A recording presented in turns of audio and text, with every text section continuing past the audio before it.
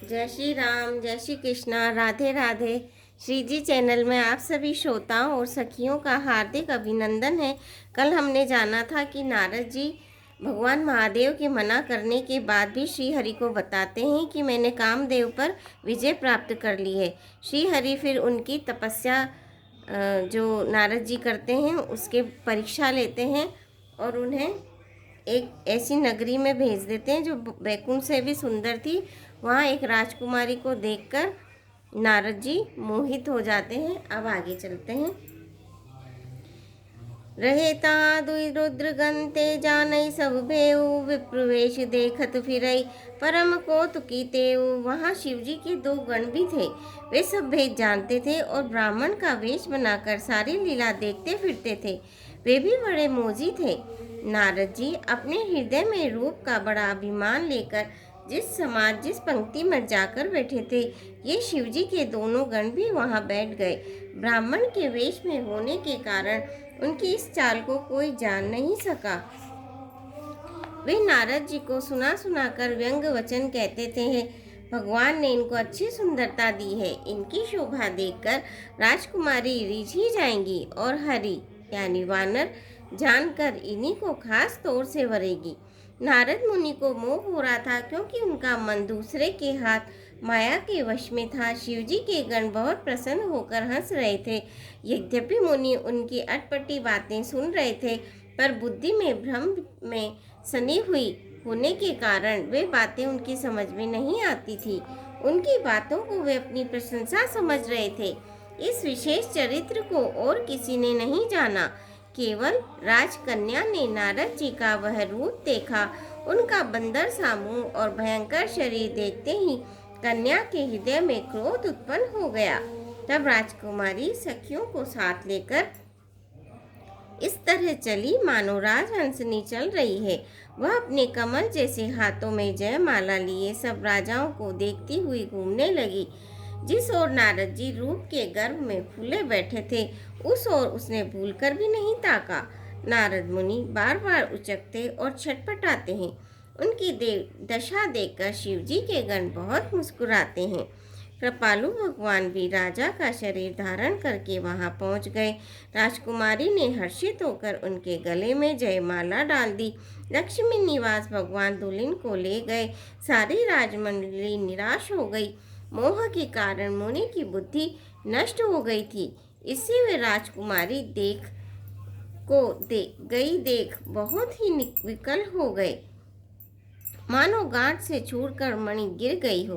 तब शिवजी के गणों ने मुस्कुराकर कहा, जाकर दर्पण में अपना मुंह तो देखिए। ऐसा कहकर वो दोनों बहुत भयभीत होकर भागे। मुनि ने जल में झांककर अपना मुंह देखा। अपना रूप देखकर उनको क्रोध बहुत बढ़ गया। उन्होंने शिवजी के उन गणों को अत्यंत कठोर श्राप दिया, तुम दोनों कपटी और पापी जाकर राक्षस हो जाओ। तुमने हमारी हंसी की, उसका फल चखो। अब फिर किसी मुनि की हंसी न करना। मुनि ने फिर जल में देखा तो उन्हें अपना असली रूप प्राप्त हो गया। तब भी उन्हें संतोष नहीं हुआ। उनके होठ फड़क रहे थे और मन में क्रोध भरा हुआ था। तुरंत ही वे भगवान कमलापति श्री हरि के पास चले। मन में सोचते जाते थे, जाकर या तो शाप दूंगा या प्राण दे दूंगा। उन्होंने जगत में मेरी हंसी कराई। दैत्यों के शत्रु भगवान हरि उन्हें बीच रास्ते में ही मिल गए। साथ में लक्ष्मी जी और वही राजकुमारी थी। देवताओं के स्वामी भगवान ने मीठी वाणी में कहा, हे मुनि, व्याकुल की तरह कहाँ चले? ये शब्द सुनते ही नारद जी को बड़ा क्रोध आया। माया के वशीभूत होने के कारण मन में चेत नहीं रहा। मुनि ने कहा, तुम दूसरों की संपदा देख नहीं सकते? तुम्हारे ईर्ष्या और कपट बहुत हैं। समुद्र मथते समय तुमने शिवजी को बावला बना दिया और देवताओं को प्रेरित करके उन्हें विषपान कराया। असुरों को मदिरा और शिवजी को विष देकर तुमने स्वयं लक्ष्मी और सुंदर कौस्तुभ मणि ले ली। तुम बड़े धोखेबाज और मतलबी हो, सदा कपट का व्यवहार करते हो।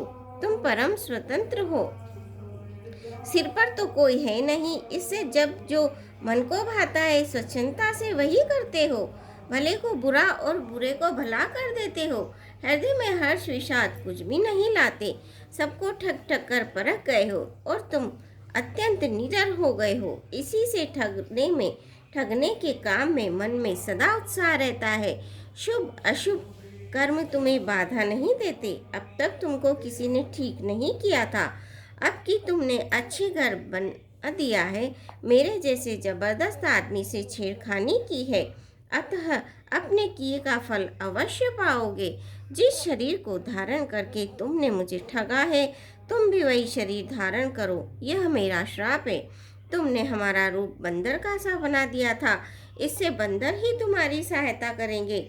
मैं जिस स्त्री को चाहता था, इससे मेरा वियोग कराकर तुमने मेरा बड़ा अहित किया है। इससे तुम भी स्त्री के वियोग में दुखी होंगे। श्राप को सिर पर चढ़ाकर हृदय में हर्षित होते हुए प्रभु ने नारद जी से बहुत विनती की और कृपा निदान भगवान ने अपनी माया की प्रबलता खींच ली। जब भगवान अपनी माया को हटा लिया तब वहाँ न लक्ष्मी रह गई न राजकुमारी। तब मुनि ने अत्यंत भयभीत होकर श्री हरि के चरण पकड़ लिए और कहा, हे शरणागत के दुखों को हरने वाले, मेरी रक्षा कीजिए। हे कृपालु, मेरा श्राप मिथ्या हो जाए। तब दीनों पर दया करने वाले भगवान ने कहा, यह सब मेरी ही इच्छा से हुआ है। मुनि ने कहा, मैंने आपको अनेक खोटे वचन कहे हैं, मेरे पाप कैसे मिटेंगे?